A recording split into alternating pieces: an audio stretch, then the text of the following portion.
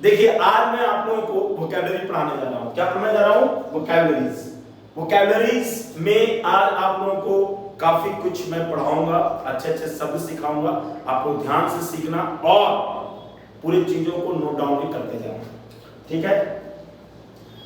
A man of letters, a man of letters, क्या मतलब होता है मैन ऑफ लेटर्स का? ये मैन ऑफ लेटर्स का मतलब होता है विद्वान व्यक्ति। क्या मतलब होता है? विद्वान व्यक्ति, विद्वान व्यक्ति, विद्वान व्यक्ति, यानी ये जो मैन है ना, अ मैन ऑफ लेटर्स, ठीक है। मैन है, ये व्यक्ति के लिए आ गया, ठीक है। ए मैन ऑफ लेटर्स, विद्वान व्यक्ति को हम कहते हैं ए मैन ऑफ लेटर्स। जैसे मैं कहूं यदि कि Pandit Nehru was a man of letters. Pandit Nehru जो थे वे क्या थे? मैन ऑफ लेटर्स थे, मतलब विद्वान व्यक्ति थे। पंडित नेहरू, नेहरू मैंने नहीं लिखा, आप लिख लीजिए Pandit Nehru was a man of letters. Pandit Nehru जो थे वे एक विद्वान व्यक्ति थे। मान लिया जाए आपके जो क्लास टीचर हैं या प्रिंसिपल सर हैं काफी विद्वान व्यक्ति हैं, ठीक है, आप उनके बारे में कह सकते हैं कि my principal is a man of letters. My principal is a man of letters. मतलब मेरे जो प्रिंसिपल सर हैं वे जो हैं कि एक विद्वान व्यक्ति हैं, ठीक है। कोई भी विद्वान व्यक्ति होगा उसके लिए आप ए मैन ऑफ लेटर्स का प्रयोग कर सकते हैं, ठीक है। चलिए, तो ये दो एग्जाम्पल मैंने आपको सिखाया ए मैन ऑफ लेटर्स पे। Pandit Nehru was a man of letters. My principal is a man of letters. एक और वर्ड होता है स्कॉलर। स्कॉलर का मतलब क्या होता है? विद्वान। स्कॉलर का मतलब क्या होता है? विद्वान। ये जो स्कॉलर वर्ड है इसका मतलब विद्वान होता है, विद्वान व्यक्ति नहीं, ठीक है। यानी व्यक्ति के लिए आपको जो भी चीज है मैन, पर्सन, शब्द का प्रयोग अलग से करना पड़ेगा। स्कॉलर का मतलब सिर्फ विद्वान होता है। जैसे मैं बोलूं कि डॉक्टर राधा कृष्णन है ना, doctor Radha Krishnan was a scholar of philosophy. Philosophy एक विषय है जिसका मतलब होता है दर्शन शास्त्र। फिलॉसफी का क्या मतलब होता है? फिलॉसफी, है ना, आप लोग सुनते होंगे ना कि बड़ा फिलॉसफी झाड़ रहा है, तो ये वही फिलॉसफी दर्शन शास्त्र होगा, है ना। फिलॉसफी बने दर्शन शास्त्र। दर्शन शास्त्र एक विषय है, ठीक है। दर्शन शास्त्र क्या है? एक विषय है, एक सब्जेक्ट है। ठीक उसी तरीके से जैसे एक हिस्ट्री सब्जेक्ट होता है, फिजिक्स सब्जेक्ट होता है, इंग्लिश सब्जेक्ट होता है, तो doctor Radhakrishnan was a scholar of philosophy. दर्शन शास्त्र के विद्वान थे। कौन? Doctor Radhakrishnan. मान लिया जाए कि आपके दादाजी, है ना, मैथ्स के विद्वान हैं, तो आप बोल सकते हैं कि माय ग्रैंडफादर, है ना, my grandfather is a scholar of mathematics. आप ये बोल सकते हैं, क्या बोल सकते हैं? आप बोल सकते हैं कि माय ग्रैंडफादर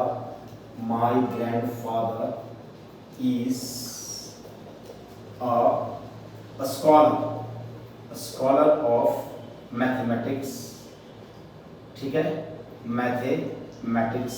मेरे जो दादाजी हैं वे मैथमेटिक्स के विद्वान हैं। और अगर बड़े विद्वान हैं तो आप स्कॉलर से पहले ग्रेड डाल सकते हैं, ठीक है। जैसे मैं कहूं कि यदि मैं ये कहूं आपको कि मिस्टर विजावत सर लिखेंगे, mister Vijawat is great scholar यानी बड़े विद्वान, महान विद्वान। ये ग्रेट मैंने डाला, इसमें ग्रेट नहीं डाला था, इसमें ग्रेट डाला। दरअसल मेरा इरादा क्या है? मेरा इरादा है आपको हर शब्द को सिखाने का, ठीक है। ग्रेट का मतलब क्या होता है? बड़ा या महान, ठीक है, बड़ा या महान। आप लोग बिल्कुल सब चीज को लिखते जाइएगा। Mister Vijawat is a great scholar of English. जो मिस्टर बिजावत हैं वे अंग्रेजी के बड़े विद्वान हैं, ठीक है, ग्रेट स्कॉलर ऑफ इंग्लिश, ठीक है। तो आपने समझा, ये विद्वान यहाँ व्यक्ति जैसा कोई चीज नहीं था, लेकिन जब आपने मैन ऑफ लेटर्स बोलते हैं तो उसमें व्यक्ति जैसा चीज होता है। तो दो वर्ड मैंने पढ़ा, स्कॉलर और ए मैन ऑफ लेटर्स। अगला है ए man of words. A man of words का मतलब क्या होता है? ए मैन ऑफ वर्ड्स का मतलब होता है बात का पक्का व्यक्ति। क्या मतलब होता है? बात का पक्का व्यक्ति, पक्का व्यक्ति, बात का पक्का व्यक्ति। ए मैन ऑफ वर्ड्स, वर्ड नहीं है, वर्ड्स है, ध्यान से। ए मैन ऑफ वर्ड्स का मतलब होता है बात का पक्का व्यक्ति। कोई भी व्यक्ति जो बात का पक्का हो उसको आप बोल सकते हैं you are a man of words. आप क्या बोल सकते हैं? You are a man of words. तुम जो है बात के पक्के व्यक्ति हो। You are a man of words, तुम बात के पक्के व्यक्ति हो। अगर कोई बात का पक्का नहीं है तो आप बोल सकते हैं you are not a man of words, तुम बात के पक्के व्यक्ति नहीं हो। अगर आपको एक सलाह देना है कि तुम्हें भाई बात का पक्का बनना चाहिए, तुम्हें बात का पक्का होना चाहिए, है ना, तो आप क्या बोलिएगा? You should B. आप क्या बोलिएगा? यू शुड बी, है ना, you should be a man of words. तुम्हें बात का पक्का व्यक्ति होना चाहिए। देखिए व्यक्ति मैन आ गया, ठीक है। You should be a man of words, तुम्हें बात का पक्का व्यक्ति होना चाहिए, ठीक है। You should be a man of words. देखिए जितने भी जो वर्ड्स मैं पढ़ा रहा हूं ये किसी के पर्सनैलिटी को डिनोट करता है, किसी के पर्सनैलिटी को डिनोट करता है। जैसे ये यूज आप कहां करेंगे? मान लो आप अपने टीचर के बारे में लिख रहे हैं, आप अपने फ्रेंड के बारे में लिख रहे हैं, आप अपने फादर के बारे में लिख रहे हैं, ग्रैंडफादर के बारे में लिख रहे हैं, ऐसा कुछ आप ऐसे लिख रहे हैं। या आपको मान लो आपको अपने ग्रैंडफादर के बारे में कुछ बोलना है, आपको अपने प्रिंसिपल सर के बारे में कुछ बोलना है स्कूल में या लिखना है, तो आप इन शब्दों का प्रयोग कर सकते हो। My principal sir is a man of letters, he is a man of words. मतलब बहुत तरीके, यानी शब्द जो है मैंने बताया आप लोगों को कि शब्द शक्ति होता है, ठीक है। पावर एग्जिस्ट्स इन वर्ड्स। पावर जो है कि वर्ड्स में, शब्दों में एग्जिस्ट करता है। तो हमें क्या करना है? What we have to do, we have to enhance our vocabulary power. हमें अपने वोकैबुलरी पावर को एनहांस करना है। समझ में आ रहा है? So for the enhancement of our vocabulary power we have to work hard. हमें क्या करना है? बहुत कठिन परिश्रम करना है, ठीक है। तो आपने देखा कि you are a man of words, you should be a man of words. तुम्हें बात का पक्का व्यक्ति बनना चाहिए, ठीक है। मेरी बात समझ में आ रहा है या नहीं आ रहा है? चलिए, ये मैन ऑफ वर्ड्स भी मैंने आपको पढ़ा दिया, ये मैन ऑफ लेटर्स भी मैंने आपको पढ़ा दिया। ये बिल्कुल आपको हर तरीके से इन चीजों को याद रखना पड़ेगा। यदि कोई कह दे कि भैया एक माय बेस्ट फ्रेंड पे आप ऐसे लिख के दिखाओ मेरे को, आप बिल्कुल इन चीजों को आप डालिए, जहां जिसकी जरूरत पड़े वहां पर आप डालिए। शब्दों को इसी तरीके से यूं, मतलब without knowing the context of the words, you know, you have not to use them, okay? If you use them without knowing the context, then I think that sentences will be wrong. Sentences जो है गलत हो जाएंगे, because you are not going to use the words in the proper context. अगर आप नहीं उसे कर रहे हैं तो वो गलत हो जाएंगे। So what you have to do now, you have to go into the nature of the words, you have to understand its nature, correct? And according to that you have to use them.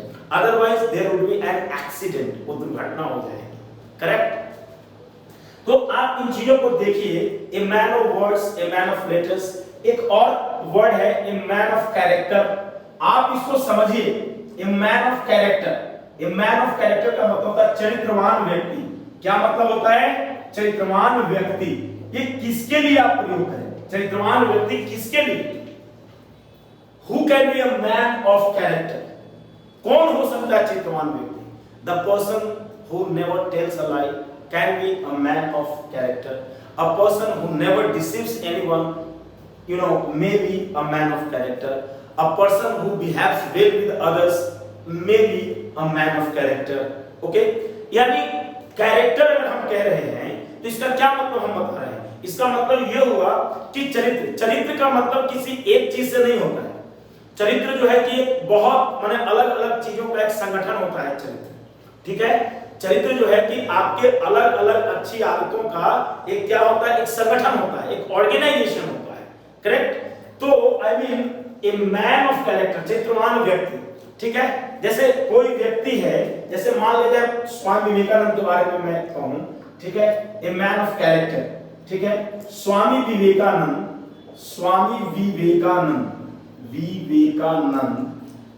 was a man of character, ध्यान से आप देखिएगा यहाँ पे, a man of character। Swami Vivekananda was a man of character, Swami Vivekananda क्या थे, man of character थे, मतलब चरित्रवान व्यक्ति थे, ठीक है। और चरित्रवान व्यक्ति यदि आपके टीचर हैं तो जाहिर है वे बिल्कुल आप उनके लिए शब्द का प्रयोग कर सकते हैं, मैन ऑफ कैरेक्टर, है ना। आप अपने लोगों के लिए कर सकते हैं, अपने फादर के लिए कर सकते हैं, ब्रदर, यानी जिन्हें भी आपको लगता है कि या the person about whom you are talking is man of character, then you may use there, okay। आपको बिल्कुल यूज कर देना चाहिए, आपको करना ही करना है, ठीक है ना। तो a man of character, Swami Vivekananda was a man of character, Swami Vivekananda जो थे वे मैन ऑफ कैरेक्टर थे। आपको देखिए क्लास में ही सब कुछ याद करना है, सुनते सुनते याद हो जाना चाहिए आपको, ए मैन ऑफ कैरेक्टर। मैं इतना बार बोलूंगा कि तुम्हारे दिमाग में सीधे चला जाए, समझ में आ रहा है, एक बिल्कुल दिमाग में चला जाएगा। और यही होता है वर्ड पढ़ाने का मतलब, और यही मतलब होता है वर्ड पढ़ने का मतलब, करेक्ट। तो Swami Vivekananda was a man of character, ठीक है। My grandfather is a man of character, मेरे दादाजी एक चरित्रवान व्यक्ति है, ठीक है।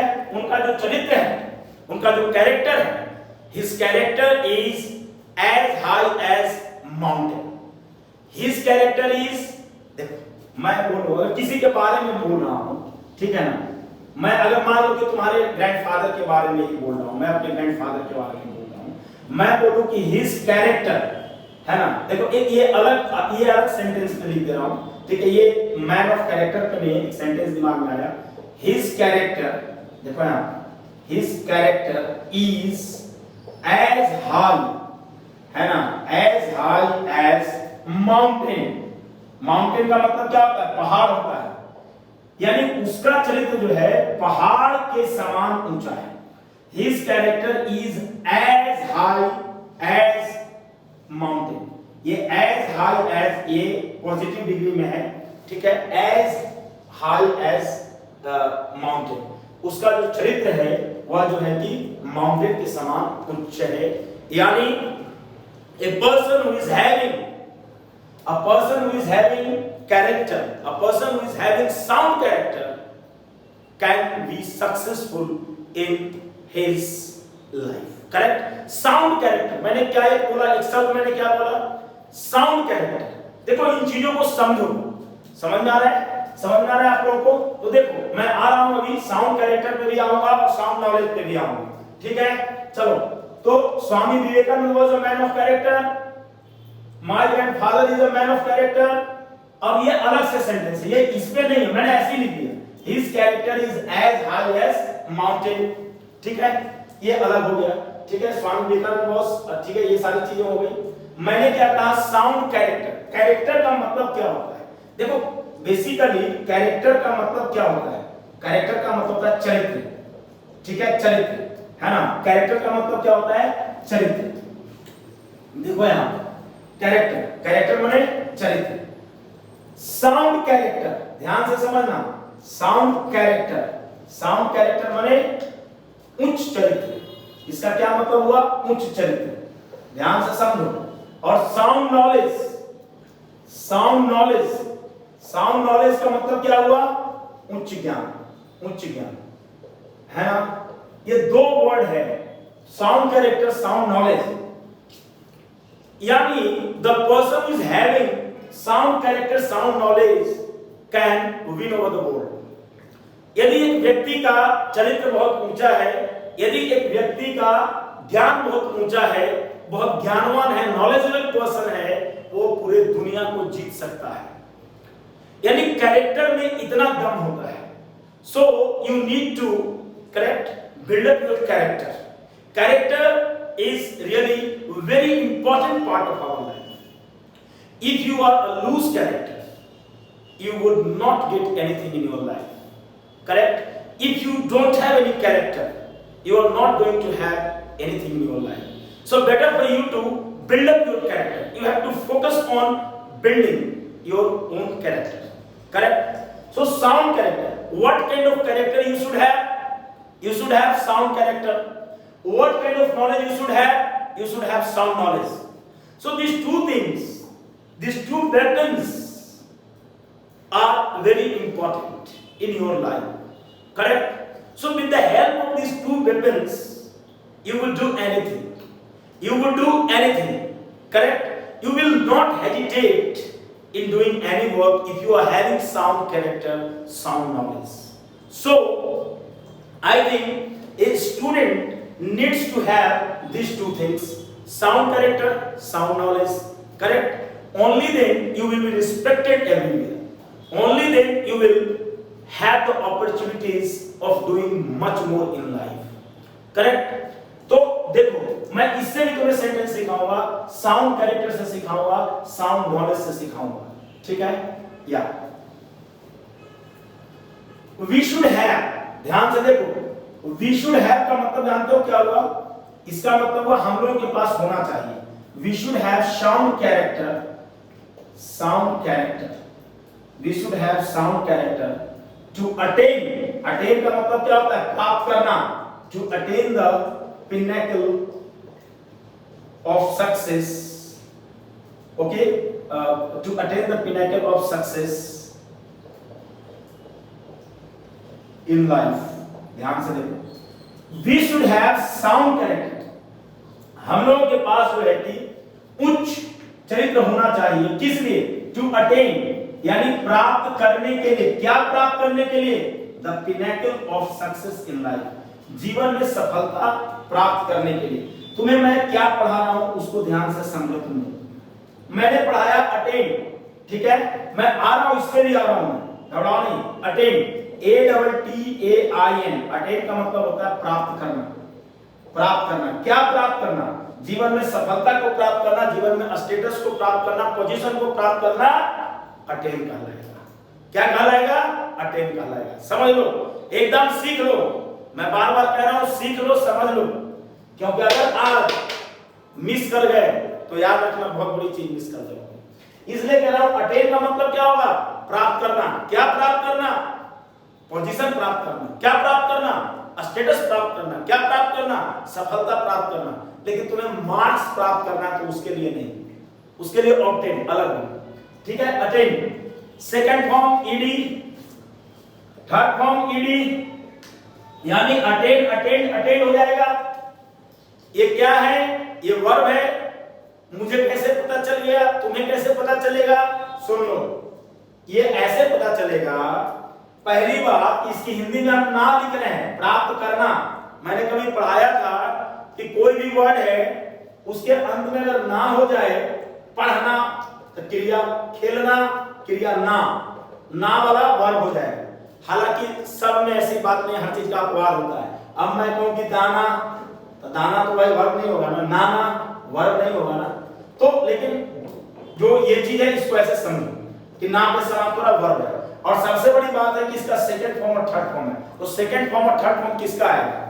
जाहिर सी बात है सेकंड फॉर्म और थर्ड फॉर्म आएगा तो वर्ब का आएगा। किसका आएगा? वर्ब का आएगा। ध्यान से देखो, प्राप्त करना। देखो, we should have sound character. हम लोगों के पास क्या होना चाहिए? साउंड कैरेक्टर होना चाहिए। साउंड कैरेक्टर, उच्च चरित्र होना चाहिए। किस लिए? What we will do with this sound character? We would attain the pinnacle of success with the help of sound character. If somebody is having, तुम सुनो मुझे, मैं अंग्रेजी बोल रहा हूं, तुम सुनो। अगर तुम अपने अंग्रेजी को ना सुनो, अगर अंग्रेजी को बिल्डअप करना चाहते हो, अगर चाहते हो कि नहीं कम्युनिकेशन स्किल्स मेरा एकदम गर्दा गर्दा हो जाए, तो आज एकदम पूरा चैलेंज दे दिया है मैंने, इसको एकदम बिल्कुल तुम लोग इसको एक्सेप्ट करो, सीखो, और सीखो ही नहीं, इसे सिखाओ, फैलाओ, जहां जितना है दो, शेयर करो, लाइक करो, जो करना है करो, लेकिन तुम्हें सीखना पड़ेगा, बिना सीखे हुए नहीं हो सकता है। समझ में आ रहा है? और ये पहला क्लास है मेरा वोकैबुलरी का, ये पहला है, ठीक है, पहला है। अभी पूरा वोकैबुलरी चलेगा, पूरा चलेगा, धुआंधार चलेगा, हर तरीके से चलेगा, घबराना नहीं है दोस्तों। देखो, we should have sound character to attain the pinnacle of success in life। मतलब क्या हुआ? हम लोगों के पास उच्च चरित्र होना चाहिए, किस लिए? to attain the pinnacle of success in life, life में सफलता को प्राप्त करने के लिए। अटेन पढ़ाया, देखो पिनैकल पढ़ाया, क्या पढ़ाया? पिनैकल, बहुत बढ़िया वर्ड है, मेरे टीचर का सबसे फेवरेट वर्ड है, संजय सिन्हा मेरे बड़े भाई, उन्होंने मेरे को पढ़ाया, क्या पढ़ाया? पिनैकल पढ़ाया, ठीक है, उनका मतलब सबसे फेवरेट वर्ड है। तो जाहिर सी बात है, उस गुरु का चेला मैं, तो मैं भी तो यूज करूंगा ना, अब मेरा चेला तुम लोग यूज करेगा, है ना? तो देखो है ना, तो पिनैकल में पढ़ा रहा हूं, डोंट वरी। अटेन माने प्राप्त करना, देखो अटेन माने प्राप्त करना, इससे भी सेंटेंस पढ़ाऊंगा, जितना वर्ड आते जाएगा, मेरे को मालूम कि तुम्हें क्या नहीं आता और क्या आता है, ठीक है ना? जितना वर्ड आएगा सब मिलेगा तुम्हें। अटेन प्राप्त करना, सेकंड फॉर्म में ईडी, थर्ड फॉर्म में ईडी। जैसे मैं कहूं कि क्या कहूं, जैसे मैं कहूं कि भैया या everybody wants to attain the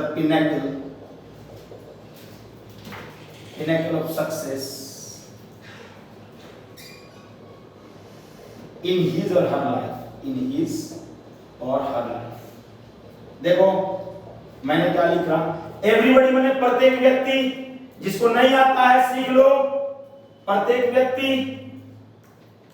व्यक्ति क्या चाहता है? अटेन करना चाहता है। क्या अटेन करना चाहता है? पिनैकल ऑफ सक्सेस, सफलता की ऊंचाई अटेन करना चाहता है। इन हिज और हर लाइफ, मैंने हिज भी लिखा और हर भी लिखा है, मालूम किस लिए? इसलिए कि ये लड़का के लिए हिज है और लड़कियों के लिए हर है। सफलता किसी की बपौती नहीं होती है। मैंने क्या बोला?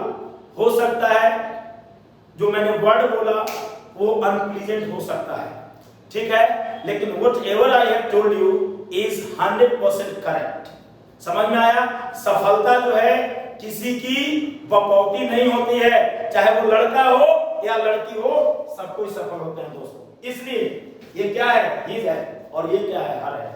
यहाँ पे जेंडर नहीं है, न ही है न सी है, जेंडर नहीं, तो अपना अपनी क्या है, हिज भी हो सकता है, हर भी हो सकता है, ठीक है। अगर तुम्हें लग रहा है कि तुम किसी लड़का के बारे में बात कर रहे हो, तुम हिज का प्रयोग करो। अगर तुम्हें लग रहा है तुम्हें किसी लड़की के बारे में बात कर रहे हो, तो केवल हर का प्रयोग करो, हिज और हर। लेकिन लग रहा है कि यहाँ पे सब्जेक्ट में जो है, देखो ग्रामर सीखो, सब्जेक्ट में जो है कि पता ही नहीं चल रहा है कि लड़का के बारे में कह रहे हैं, लड़की के बारे में, या दोनों के बारे में कह रहे हैं, पूरे ह्यूमन बीइंग्स के बारे में कह रहे हैं, तो हिज और हर लाइफ ऐसे लिखने का ये है। तो everybody wants to attain the pinnacle of success in his or her life. प्रत्येक व्यक्ति जो है कि क्या चाहता है? प्रत्येक व्यक्ति जो है सफलता की ऊंचाई को प्राप्त करना चाहता है, इसका ये मतलब है, ठीक है।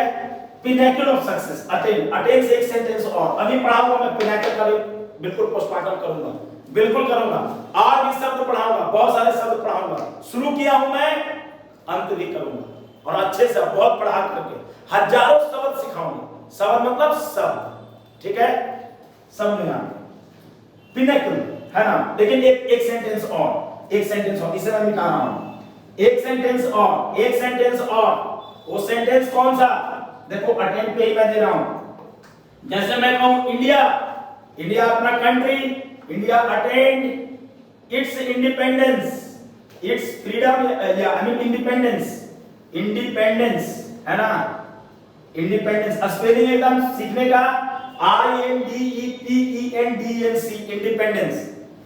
India attend it's independence on बता दो मेरे को, ऑन 15th August 1947 ध्यान से, India attend it's independence. India यहाँ पे है, देश का नाम है, समझ में आ रहा है, नॉन लिविंग है, इसलिए यहाँ पे अपना अपनी का नहीं इट्स लगा है, यहाँ पे क्या हो गया, इट्स लगा है, ठीक है। India attend it's independence on 15 अगस्त 1947। अगर मेरे दिमाग में होता इंडिया को भारत माता, ठीक है, भारत माता कहने का अगर दिमाग में होता तो हम यहाँ पे इट्स नहीं लिखते, क्या लिखते, हर लिखते, HER, हर लिखते, क्योंकि अगर भारत माता तो अपना अपनी के लिए क्या हो जाएगा, हर हो जाएगा। तो India attend it's independence on 15 अगस्त 1947, यानी 15 अगस्त 1947 को भारत ने अपना या अपनी आजादी पाया या पाई, जो भी समझ लो। समझ में आया तुम्हें? अब देखो मूल मुद्दा क्या है, मुद्दा क्या है, मुद्दा को पकड़ना है, यहाँ पे मुद्दा को पकड़ना है। देखो यहाँ पे इंडिपेंडेंस मैंने लिखा है, इंडिपेंडेंस का मतलब क्या होता है ये भी तुमको सीखना पड़ेगा। इंडिपेंडेंस बहुत सारी चीजें सिखाऊंगा अभी ऐसे नहीं भागना है। इंडिपेंडेंस, इंडिपेंडेंस का मतलब क्या होता है, आजादी। आजादी उर्दू शब्द है, आजादी उर्दू शब्द है, और स्वतंत्रता, स्वतंत्रता हिंदी शब्द है, और उर्दू और हिंदी दोनों क्या है, बहन है दोस्तों, और अंग्रेजी सौतेली बहन है। इंडिपेंडेंस आजादी या स्वतंत्रता, इंडिपेंडेंस आजादी या स्वतंत्रता, ठीक है। इंडिपेंडेंस के लिए हम एक और शब्द का प्रयोग कर सकते हैं, फ्रीडम।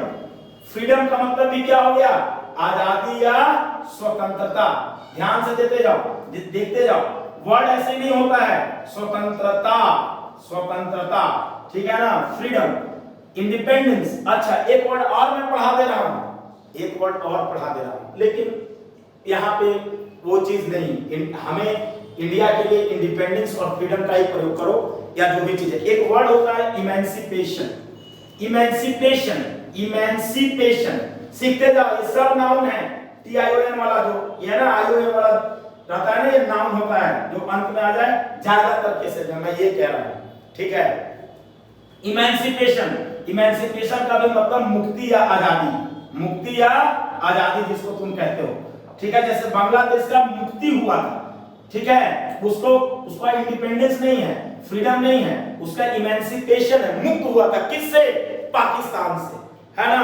पाकिस्तान क्या करता था, पाकिस्तान बांग्लादेश के लोगों पर बहुत जुल्म करता था, तो जुल्म करता था तो 1971 में श्रीमती इंदिरा गांधी ने पाकिस्तान के 2 टुकड़े किए, कितने, 2 टुकड़े किए, ठीक है। और क्या कराया, पाकिस्तान से बांग्लादेश एक नया देश बनाया, ठीक है, उसको मुक्त कराया, इंडिपेंडेंस नहीं, उसको इंडिपेंडेंस नहीं बोलते, क्या बोलते, मुक्त कराया।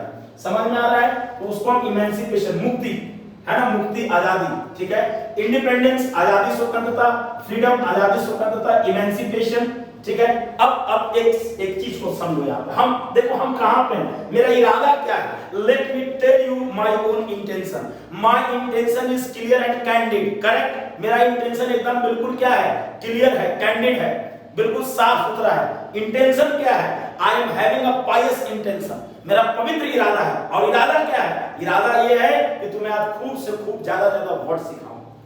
इंडिपेंडेंस आजादी स्वतंत्रता, फ्रीडम आजादी स्वतंत्रता, इमेंसिपेशन मुक्ति और आजादी, सब का मतलब बताऊंगा, एक चीज पढ़ा रहा आज, देख लो इसको।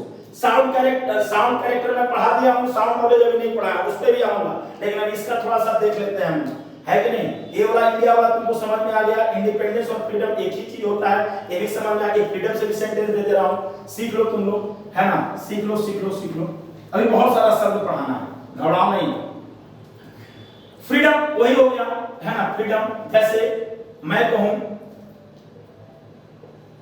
ड्यूरिंग द फ्रीडम मूवमेंट, मैं क्या बोल रहा हूं, फ्रीडम मूवमेंट। और फ्रीडम मूवमेंट की जगह तुम क्या लिख सकते हो, फ्रीडम मूवमेंट की जगह तुम इंडिपेंडेंस मूवमेंट भी लिख सकते हो।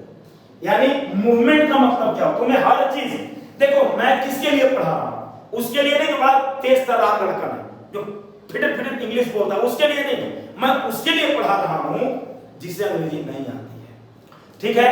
मैं उसके लिए पढ़ा रहा हूं आज का क्लास जिसे अंग्रेजी नहीं आती है, जो बेचारा धीरे धीरे करके सीख रहा है ना। स्पेलिंग भी गलत लिखता है, लाभ की स्पेलिंग गलत लिख देता है, छोटा मोटा स्पेलिंग भी गलत लिख देता है, उसके लिए ही मैं ये पढ़ा रहा हूं, ठीक है ना। तो during the freedom movement, during, देखो शब्द क्या है, शब्द पे नजर रखो, और कहीं कुछ नहीं है दोस्तों। इंग्लिश क्या है? कुछ नहीं है इंग्लिश। तुम लोग को लगता है इंग्लिश पढ़ाओ, ये है वो, कुछ नहीं है इंग्लिश। तुम लोग खाली क्लास करते रहो, क्लास करते रहो और देखते रहो कि मैं क्या बता रहा हूं, मैं क्या पढ़ा रहा हूं, कैसे पढ़ा रहा हूं, क्यों पढ़ा रहा हूं। आई मीन हर टेंशन से मुक्त होकर क्लास पे फोकस करो। ड्यूरिंग द फ्रीडम मूवमेंट यानी स्वतंत्रता आंदोलन के दौरान, देखो मैंने एक फ्रीडम शब्द का यूज किया, इंडिपेंडेंस यूज कर दिया, freedom. During the freedom movement, during बहुत सारी चीजें पढ़ाऊंगा, अभी घबराना मत, एकदम बहुत सारी चीजें पढ़ाऊंगा। ड्यूरिंग द फ्रीडम मूवमेंट है ना, मेनी यूथ्स बहुत सारे युवाओं ने है ना सैक्रिफाइस्ड दियर लाइफ्स। ये लाइफ का प्लूरल फॉर्म है, बहुत सारे युवा को लाइफ का प्लूरल, देखो लाइफ LIF लाइफ हो गया। एक आदमी का सैक्रिफाइस होता, एक आदमी शहीद होगा तो हम लाइफ लिखते हैं, लेकिन बहुत सारे हैं तो लाइफ का प्लूरल मैंने लाइव्स लिखा है। तो during the freedom movement many youth sacrifice their lives, ठीक है। यानी क्या मैंने लिखा, ड्यूरिंग द फ्रीडम मूवमेंट यानी स्वतंत्रता आंदोलन के दौरान many youth sacrifice their lives, बहुत सारे युवाओं ने अपने प्राणों को कुर्बान किया। बहुत सारे युवाओं ने क्या किया, अपने प्राणों का कुर्बान किया, है ना। बहुत सारे युवाओं ने क्या किया, अपने प्राणों का कुर्बान किया। समझ में आया? ड्यूरिंग द फ्रीडम मूवमेंट तुमको क्या मिला यहां से? तुम्हें मिल गया ड्यूरिंग। तुम्हें क्या मिला मुझे मालूम है, तुम्हें क्या मिला? ड्यूरिंग मिल गया। अब हम ड्यूरिंग पे बात करेंगे। अभी साउंड नॉलेज पे मैं आऊंगा, पिनाकल पे भी मैं आऊंगा, लेकिन पहले थोड़ा सा क्या करना है, ड्यूरिंग पे बात करना है। ड्यूरिंग पे बात करना है, ऐसे ही चलेगा क्लास। एक वर्ड का पोस्टमार्टम होगा और हर वर्ड पे सेंटेंस एक दो को मिलेगा। अब देखता हूं कैसे नहीं अंग्रेजी सीखते हो। अरे अंग्रेजी सीखने का इससे बढ़िया और तरीका क्या हो सकता है, सीखो तुम लोग। ड्यूरिंग का मतलब क्या होता है? DURING। ड्यूरिंग का मतलब होता है के दौरान। ड्यूरिंग का मतलब क्या होता है? के दौरान। ध्यान से देखो, ड्यूरिंग का मतलब क्या होता है? के दौरान। अब के दौरान का मतलब समझना है। ड्यूरिंग द फ्रीडम मूवमेंट यानी फ्रीडम मूवमेंट के दौरान मेनी यूथ माने युवा, देखो मैं यहां लिख भी दे रहा हूं युवा, जो जिसको ना है टोटल चीज हर चीज लिखा करो। ड्यूरिंग है ना, सैक्रिफाइस SSC है, ये के मत समझ लेना, SSC है सैक्रिफाइस। इस पे भी आऊंगा मैं, सब पे आऊंगा। ड्यूरिंग मतलब के दौरान। जैसे मैं कहूं कि ड्यूरिंग द एग्जाम, अब इसका क्या मतलब होगा? तुम बताएगा। एग्जाम माने एग्जामिनेशन, चलो एग्जामिनेशन लिख दिया मैंने, ठीक है। ड्यूरिंग द एग्जामिनेशन का मतलब क्या हुआ? परीक्षा के दौरान। ध्यान से, परीक्षा के दौरान, ठीक है, परीक्षा के दौरान। अच्छा, ड्यूरिंग द फ्रीडम मूवमेंट का मतलब तुमको मालूम है कि स्वतंत्रता आंदोलन के दौरान। यानी तुमने क्या देखा? मूवमेंट देखा। मूवमेंट के बारे में भी मैं बताऊंगा। मूवमेंट माने आंदोलन, लिख लो। यहाँ पे मूवमेंट का मतलब आंदोलन, यहीं पे लिख लो आंदोलन। देखो मैंने लिख दिया है, तुम भी लिख लो। कहीं से कोई वर्ड, एक वर्ड भी तुम्हें मिस नहीं करना है, एक वर्ड भी तुम्हें मिस नहीं करना है। देखो यहाँ पे ड्यूरिंग द एग्जामिनेशन, परीक्षा के दौरान, ठीक है ना। ड्यूरिंग द इलेक्शन, ध्यान से समझना, ड्यूरिंग द इलेक्शन माने तो जानवे करते हो नेताजी वाला चुनाव, है ना। इलेक्शन ELECTION, चुनाव के दौरान। ध्यान से देखो यहाँ पे ड्यूरिंग द क्लास का मतलब क्या हुआ?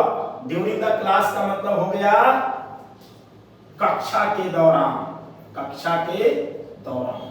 ध्यान से दोस्तों, ध्यान से देख, 3 शब्द मैंने लिखे हैं, 3 चीजें मैंने लिखे हैं। During the examination, during the election, during the class. तुम्हें सब कुछ समझ में आ गया और मेरे को मालूम है कि तुम बिल्कुल यूज करोगे, पक्का है कि तुम यूज करोगे। ध्यान से देखो, ड्यूरिंग द एग्जामिनेशन, परीक्षा के दौरान, ड्यूरिंग द इलेक्शन, चुनाव के दौरान, ड्यूरिंग द क्लास, कक्षा के दौरान। अब हम तुम्हें ये तीनों जो मैंने एक फ्रेज टाइप का जो बनाया है, ये तीनों से एक सेंटेंस में पढ़ाऊंगा। क्या पढ़ाऊंगा? एक सेंटेंस। अब देखता होगा तो नहीं सीखते, पक्का है सीखोगे। ये तो तुम्हें समझ में आ गया। सैक्रिफाइस, देखो सैक्रिफाइस पे मैं पढ़ाऊंगा, सैक्रिफाइस पे पढ़ाऊंगा तुम्हें, पिनेके पे पढ़ाऊंगा। मैं लिख ले रहा हूं कि कहीं मैं भूल ना जाऊं, है ना, कि भाई पढ़ाना क्या है, ये चीज याद आना चाहिए ना कि भाई मैंने तो डिस्कस कर दिया सैक्रिफाइस का पिनाकल का मिटा दूंगा, है ना, तो मैं भूल जाऊंगा ना कि भाई मैंने पिनाकल पढ़ाना है, सैक्रिफाइस पढ़ाना है, इसलिए यहाँ पे मैंने लिख दिया है। देखो यहाँ पर अब मैं तुम्हें ये पढ़ा रहा हूँ, ये मैं देखो मैं मिटा दे रहा हूँ, ठीक है ना। साउंड कैरेक्टर तो हो गया तुम्हारा। साउंड नॉलेज मेरे को याद है, साउंड नॉलेज पढ़ाना है ना, साउंड नॉलेज, चलो ऐसे लिख दिया मैंने, है ना। देखो देखो देखो देखो देखो देखो अब हर चीज से एक सेंटेंस। तुम्हें क्या करना है, मैं क्या कह रहा हूं, तुम्हें क्या करना है, तुम्हें कुछ नहीं करना है, तुम्हें यही करना है कि जितना भी वर्ड पढ़ा रहा हूं ना और जितना भी सेंटेंसेस सिखा रहा हूं ना, सारे सेंटेंस को मेमोराइज कर लेना है बिल्कुल, और यूज करना है खूब, उसको बढ़िया से अच्छे से उसको याद करना है। रटना नहीं, रटने का मतलब रटंत वाला नहीं, तुम उसको समझ समझ के जो है मेमोराइज करो, क्रैमिंग नहीं, क्रैमिंग नहीं। I really you know I hate cramming, if somebody cramps really I think कि नहीं, ऐसा भी नहीं होना चाहिए, क्रैम नहीं, तुम समझ समझ के याद करो। तुम्हें क्या करना है, समझ समझ के चीजों को याद करो, ठीक है ना। देखो यहाँ ड्यूरिंग द एग्जामिनेशन, परीक्षा के दौरान, जैसे मैं एक सेंटेंस तुम्हें बता रहा हूं, during the examination, during the examination, है ना, during the examination students students students read day and night, read day and night, day and night, यानी परीक्षा के दौरान विद्यार्थी लोग क्या करते हैं, during students read day and night. तुम्हें एक वर्ड और मिल गया, day and night. Day and night का मतलब क्या होता है, डे एंड नाइट का मतलब क्या होता है, दिन रात। डे एंड नाइट ये मैं लिख दे रहा हूं, डे एंड नाइट का मतलब होता है दिन रात, ध्यान से देखो, दिन रात, है ना, डे एंड नाइट का मतलब दिन रात। ड्यूरिंग द एग्जामिनेशन, परीक्षा के दौरान, है ना। ऐसा सेंटेंस तुम बोल सकते हो या नहीं, तुम्हें तो समझ में आ गया। ड्यूरिंग द इलेक्शन, सेंटेंस सीखो। During the election, during the election का मतलब क्या हुआ, चुनाव के दौरान। देखो यहाँ पर during the election leaders, leaders माने नेता लोग, लीडर्स गो जाते हैं, कहां जाते हैं, during the election leaders go door to door. देखो तो डोर टू डोर का क्या मतलब हुआ, door to door, to ask for vote, to ask for vote, ठीक है, to ask for votes. During the election यानी इलेक्शन के दौरान लीडर्स नेताजी लोग गो जाते हैं डोर टू डोर, दरवाजे दरवाजे, इसको तुम लोग लिख लो, यहीं पे लिख लो, दरवाजे दरवाजे, ठीक है ना, दरवाजे दरवाजे, एकदम यहीं पे लिख लो, हर चीज नोट करना है, एक एक वर्ड एक चीज नोट करना है, ठीक है ना। तो during the election leaders go door to, go to door नहीं होता, एक चीज और समझना आना चाहिए तुम्हें, ऐसे नहीं लिखना कि लीडर्स गो टू डोर नहीं, leaders go door to door, यहां पे गो के बाद टू नहीं, समझ में आ रहा है, क्योंकि ये जो है कि इंडिफिनिट प्लेस है, कोई डिफिनिट प्लेस नहीं है कि तुम टू दे दोगे। ये रहता तो go to market, go to school, go to Patna, go to Mumbai, go to Kolkata, वो टू आएगा, लेकिन यहाँ पे इंडिफिनिट प्लेस है, यानी अनिश्चित प्लेस है। किसके घर पे क्या है, ये तो कोई दरवाजे दरवाजे कहां कौन काम आकर चलेगा, तो दरवाजे दरवाजे, यहाँ दरवाजे दरवाजे, door to door. To ask for, एक वर्ड तुमको मैं बता रहा हूं, यहाँ पे क्या है, आस्क फॉर। आस्क फॉर का मतलब होता है, आस्क फॉर का मतलब मांगना, आस्क फॉर का मतलब क्या होता है, मांगना। सेकंड फॉर्म आस्क फॉर, ध्यान से देखो, और थर्ड फॉर्म भी आस्क फॉर। सारा वोकैबुलरी मैं पढ़ाऊंगा, ये सब कुछ सीखना पड़ेगा। आस्क फॉर माने मांगना, आस्क फॉर का मतलब क्या हो गया, मांगना, हर वर्ड का मतलब समझना है। आस्क फॉर माने मांगना, यानी during the election leaders go door to door to ask for votes, यानी वोट मांगने जाते हैं नेता। दरवाजे दरवाजे, इलेक्शन के दौरान दरवाजे दरवाजे क्या करते हैं नेता लोग, वोट मांगने जाते हैं, पैरों पकड़ने, है ना, एकदम बिल्कुल सष्टांग दंडवत, किस लिए, ताकि वोट मिल जाए, है ना। जितना भी दलित पिछड़ा गांव गरीब सबको सब पूछ लेंगे, दारू मुर्गा सब बांटेंगे, सबको एकदम सबको माथा पे चढ़ा के रखेंगे, लेकिन जब वो इलेक्शन जीत जाते हैं तो क्या करते हैं, तब वो कुछ नहीं करते हैं, ठीक है। तो आस्क फॉर मतलब मांगना, आस्क फॉर, ठीक है ना। तो आस्क फॉर का मतलब क्या हुआ, मांगना। जैसे एक सेंटेंस आस्क फॉर से सिखा रहा हूं, I asked for money. I asked for money. इसका मतलब क्या हुआ? मैंने पैसे मांगा। इसका मतलब समझो, I asked for money from my father.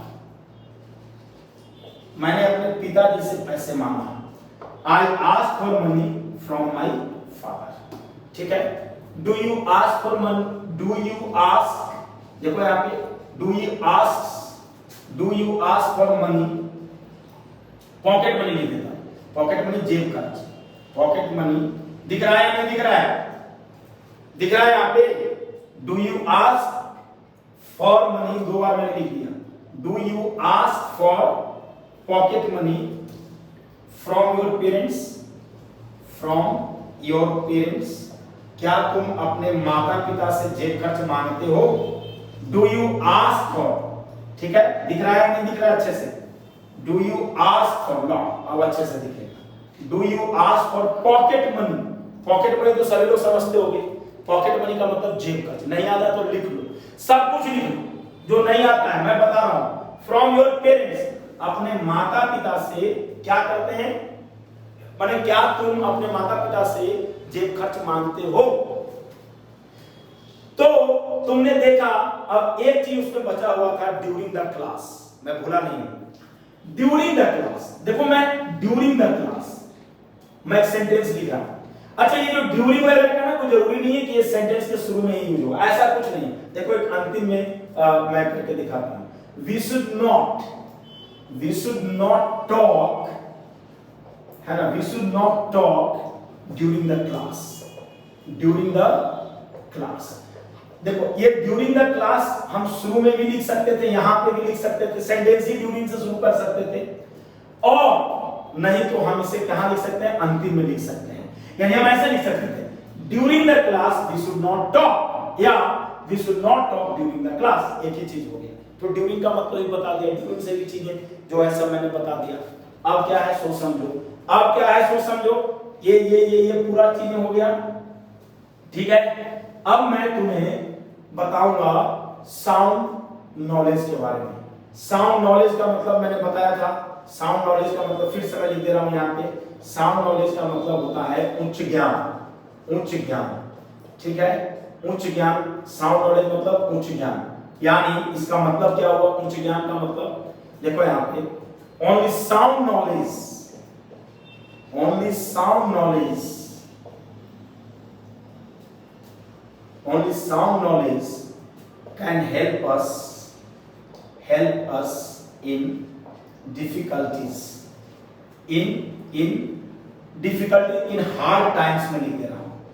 in hard times, तुम एक नया वर्ड ये भी सीख रहे हो। hard times, hard times का मतलब विपत्ति का समय। ये वर्ड सीखो, hard times। hard times का मतलब क्या होता है? विपत्ति का वक्त। विपत्ति माने दुख का, विपत्ति, विपत्ति का समय। यानी हार्ड टाइम्स में हमें जो है only sound knowledge can help us in hard times, यानी केवल उच्च ज्ञान ही हमें जो है कि विपत्ति के समय में, विपत्ति का समय, विपत्ति के समय जो भी हो, है ना, हमें मदद कर सकता है। Only sound knowledge can help us in hard times, या हम चाहते तो यहां कैसे भी लिख सकते थे, ड्यूरिंग हार्ड टाइम्स लिख सकते थे। कैसे लिख सकते थे? देखो यहां only sound knowledge can help us during hard time, during hard times, यानी हार्ड टाइम्स के दौरान हम लोग क्या कर सकते हैं? हम लोग कुछ नहीं कर सकते हैं। Only sound knowledge can help us, only sound knowledge can help us, okay? Nobody else is going to help you there, okay? Then which one is going to help you? Only sound knowledge is going to help you. तुमने समझा इन चीजों को? अब थोड़ा सा आगे बढ़ते हैं। हमने बताया पिनैकल, देखो ये बहुत पहले मैंने लिखा था, है ना? मैंने क्या पिनैकल बहुत पहले लिखा था। पिनैकल, पिनैकल का मतलब होता है ऊंचाई। पिनैकल का मतलब ऊंचाई, ठीक है ना? पिनैकल माने ऊंचाई, है ना? पिनैकल। अच्छा, pinnacle of success, pinnacle of success का मतलब क्या हो गया? सफलता की ऊंचाई। सक्सेस माने सफलता होता है या नहीं? सभी को मालूम है। तो पिनैकल ऑफ सक्सेस मतलब सफलता की ऊंचाई, सफलता की ऊंचाई। ध्यान से देखो, ध्यान से देखो, सफलता की ऊंचाई। पिनेकल ऑफ सक्सेस का मतलब क्या हुआ? पिनेकल ऑफ सक्सेस का मतलब हुआ सफलता की ऊंचाई। पिनेकल ऑफ सक्सेस, सफलता की ऊंचाई। क्या केवल यही एक अंग्रेजी होता है? ऐसी बात नहीं है, और भी है। Zenith of success, ZENITH, zenith, ZENITH, Z है, zenith of success. Zenith of success का मतलब भी होता है सफलता की ऊंचाई, क्योंकि जेनिथ का मतलब भी ऊंचाई, पिनेकल का मतलब भी ऊंचाई, सफलता की ऊंचाई। तुम पिनेकल की जगह जेनिथ का प्रयोग कर सकते हो। और एक वर्ड मैं बता दे रहा हूं, उसको समझो। Height of success, HEIGHT, height of success. Height of success का मतलब भी होता है सफलता की ऊंचाई। यानी अगर तुम ये तीनों वर्ड दिमाग में रखे हुए हो तो तुम बड़ा अमीर आदमी हो। तुम क्या हो? अमीर आदमी। किसमें? अंग्रेजी में। Pinnacle of success, zenith of success, ये जेड है। हाइट ऑफ सक्सेस, मान लो तुम अंग्रेजी बोल रहे हो, तुमको ये दोनों वर्ड नहीं, मान लो भुला गया तुम बोलते बोलते, पिनेकल ऑफ सक्सेस और जेनिथ ऑफ सक्सेस तुमको दिमाग में आया ही नहीं, तुम क्या करेगा? चलो हाइट ऑफ सक्सेस, तीनों में से एक न एक आ जाएगा, एक न एक काम कर देगा। समझ में आ रहा है? तो इसलिए तीनों तुम याद रखो। पिनेकल ऑफ सक्सेस तुमको याद ही हो गया है, जेनिथ ऑफ सक्सेस और हाइट ऑफ सक्सेस। मैं जेनिथ ऑफ सक्सेस मैं बता रहा हूं, उसको मैं सफलता की ऊंचाई, ठीक है? जेनिथ ऑफ सक्सेस, ठीक है? ओनली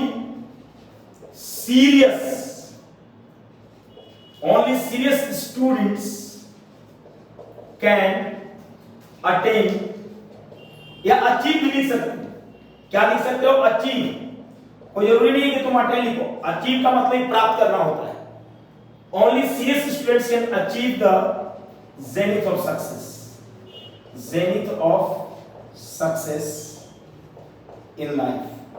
जीवन में केवल जो है कि है ना, इन लाइफ। अच्छा, सक्सेस, अच्छा थोड़ा सा इसको और अच्छे से बना दे। ओनली सीरियस स्टूडेंट्स, केवल गंभीर विद्यार्थी। सीरियस का मतलब क्या होता है? गंभीर। Only serious students can achieve the zenith of success in their lives. Lives क्यों? क्योंकि लाइफ का प्लूरल, लाइफ एक के लिए और लाइव्स कई लोगों के लिए, क्योंकि यहाँ पे स्टूडेंट्स मैंने लिखा है तो यहाँ पे हम लाइव्स लिख दिए, ठीक है? तो only serious students can achieve the zenith of success in their lives. समझ में आ रहा है? अचीव का मतलब ही प्राप्त करना, ACHIEVE। अचीव माने भी प्राप्त करना होता है। समझ में आ रहा है? सेकंड फॉर्म में D, थर्ड फॉर्म में D। अचीव भी सीखो। अचीव हो गया प्राप्त करना। समझ में आ रहा है? अचीव माने प्राप्त करना, सेकंड फॉर्म में D और थर्ड फॉर्म में D, ठीक है? चलो, ये तो ये चीज पे है। जैसे अचीव, जैसे what should I do, what एक सेंटेंस इस पे भी what should I, जितना वर्ड आएगा, जितना वर्ड टकराएगा, जितना वर्ड मैं यहां लिखूंगा, हर वर्ड पे एक सेंटेंस जरूर दूंगा दोस्तों। ये चीज एकदम मेरा वादा रहा आपसे। तो what should I do, what should I do to achieve my goal। गोल माने लक्ष्य, गोल मतलब लक्ष्य, GOAL। गोल माने क्या होता है? लक्ष्य। मैंने सेंटेंस क्या लिखा? व्हाट शुड आई डू, मुझे क्या करना चाहिए, टू अचीव माय गोल, यानी मुझे अपने लक्ष्य को अचीव करने के लिए क्या करना चाहिए, है ना? What should I do to achieve my goal, ये वर्ब है। तो तुम लोगों ने देखा कि जेनिथ ऑफ सक्सेस का प्रयोग मैंने किया। तुम यहाँ पर जेनिथ ऑफ सक्सेस की जगह बिल्कुल हाइट ऑफ सक्सेस का प्रयोग कर सकते थे, कोई दिक्कत नहीं है, ठीक है? हाइट ऑफ सक्सेस, ठीक है? या हाइट ऑफ सक्सेस, तो हाइट ऑफ सक्सेस है ना, हाइट ऑफ सक्सेस का प्रयोग हम कर सकते हैं। अब है सैक्रिफाइस, ध्यान से देखो। अब है सैक्रिफाइस। देखो सैक्रिफाइस जो है ना, सैक्रिफाइस, सैक्रिफाइस का दो मतलब, वर्ब में है तो बलिदान देना, बलिदान देना। खूब वर्ड ये सुना होगा तुम लोगों ने, या कुर्बानी देना, कुर्बान करना, कुर्बान, कुर्बान करना, कुर्बानी देना, जो भी है कुर्बान करना। सेकंड फॉर्म में D, थर्ड फॉर्म में, ये क्या है? ये वर्ब है। देखो देना, ना पे खत्म हो रहा है, वर्ब है। और सैक्रिफाइस ये वर्ब है, और सैक्रिफाइस देखो इसलिए सेकंड थर्ड फॉर्म लिखा। और सैक्रिफाइस का मतलब सिर्फ बलिदान या कुर्बानी भी होता है, बलिदान या कुर्बानी। ध्यान से समझना, बिल्कुल मैं बहुत इंपॉर्टेंट चीज बता रहा हूँ। बलिदान या कुर्बानी ये नाउन है। नाउन के तरीके से भी मैं यूज करना सिखाऊंगा और वर्ब के तरीके से भी यूज करना सिखाऊंगा। घबराओ नहीं, पहले वर्ब के तरीके से। जैसे मैं कहूं कि I cannot sacrifice anything, I cannot sacrifice anything, है ना, for you। सोच लो, अगर मान लो for you, है ना, I cannot sacrifice anything for you, I cannot sacrifice anything for you, मैं तुम्हारे लिए कोई चीज कुर्बान नहीं कर सकता। सोचो अगर तुम्हें कोई ऐसे बोल दे, है ना, मान लो कि तुम्हारी कोई दोस्त है ना, अगर तुम्हें वो अपने बोल दे कि I cannot sacrifice anything for you, तो मुझे लगा तुमको देवदास बन जाएगा, है ना, तुम देवदास बन जाएगा। I cannot sacrifice anything for you, मैं तुम्हारे लिए कुछ भी कुर्बान नहीं कर सकती हूँ या नहीं कर सकता हूँ, है ना, I cannot sacrifice। देखो यहाँ भगत सिंह, है ना, Bhagat Singh sacrificed his life, देखो यहाँ sacrificed सेकंड फॉर्म है, Bhagat Singh sacrificed his life for the freedom of India। यानी मतलब क्या निकला, भगत सिंह ने सैक्रिफाइस किया किस चीज का, अपने लाइफ का, प्राण का, जान का, for the freedom of India, India के आजादी के लिए। ये दो सेंटेंस वर्ब है। अच्छा सैक्रिफाइस वर्ब, सैक्रिफाइस बलिदान, ये दोनों वर्ड वर्ब पे है, ठीक है ना। अब ये नाउन के रूप में है कि नहीं, जैसे आई सैल्यूट, ध्यान से देखो, आई salute the supreme sacrifices, supreme माने सर्वोच्च, सैक्रिफाइसेस यानी बलिदानों को, कुर्बानियों को, ये प्लूरल लगा दिया। आई सैल्यूट माने नमन करना, यहीं पे लिख लो, नमन करना, सलाम करना, नमन करना, ठीक है। आई salute the supreme sacrifices of martyrs, martyr का मतलब होता है शहीद, मार्टियर MARTYR, मार्टियर माने मार्टियर, स्पेलिंग से लिखा ना, शहीद है ना, शहीद भगत सिंह थे, मार्टियर माने शहीद। आई salute the supreme sacrifices of martyrs. Supreme का मतलब यहां देखो, सुप्रीम का मतलब सुप्रीम कोर्ट होता है ना, सर्वोच्च न्यायालय, तो ये सर्वोच्च, ये क्या मतलब हो गया, आई salute the supreme sacrifices of martyrs, मैं मार्टियर्स के यानी शहीदों के सर्वोच्च बलिदानों को नमन करता हूं, सैल्यूट करता हूं, salute, I salute the supreme sacrifices of martyrs. मेरे ख्याल से लगता है जितना वर्ड के बारे में हम यहाँ पे डिस्कस किए सब कुछ मैंने बता दिया। तो मैं बताया क्या नहीं हूँ, इमेंसिपेशन वाला नहीं बताया, वो आज बताऊंगा भी नहीं, वो कल मैं बताऊंगा, कल की क्लास में इमेंसिपेट पढ़ाऊंगा उसका वर्ब और इमेंसिपेशन पढ़ाऊंगा उसका नाम। तो आज भर इतना ही। फिर से मैं कह रहा हूं, अगर तुम लोग अंग्रेजी सीख रहा है तो I think you need to create a continual atmosphere for English language. How you can do this? Listen, this video may be helpful to you in creating such an atmosphere where you can communicate in English with others. क्या करना है उसके लिए? कुछ नहीं करना है, इसको शेयर करना है। क्या करना है? शेयर करना है। आज इतना ही, थैंक यू।